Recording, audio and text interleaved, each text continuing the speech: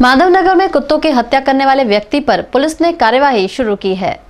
आचवर और जयसिंहपुरा ग्राम पंचायत के माधवनगर में 6 जुलाई को सुअर पकड़ने वाले कालू सिंह सरदार ने जहरीले खाद्य पदार्थ मिश्रित खाने की चीजों को कुत्तों को खिलाने के कारण 9 कुत्ते की मौत हो गई थी, जिसके चलते कालू सिंह को हिरासत में ले लिया गया था।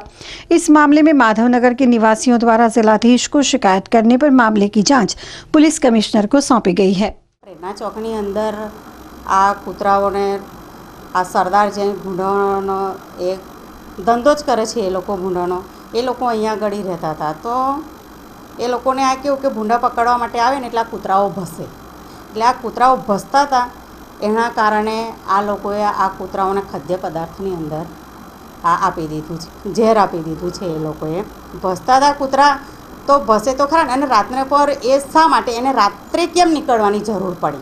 આ અમે કમિશનરને પણ જાણ કરી છે, તો કમિશનર એટલું ધ્યાન રાખે કે આ ફરીવાર આ કામ ના કરે।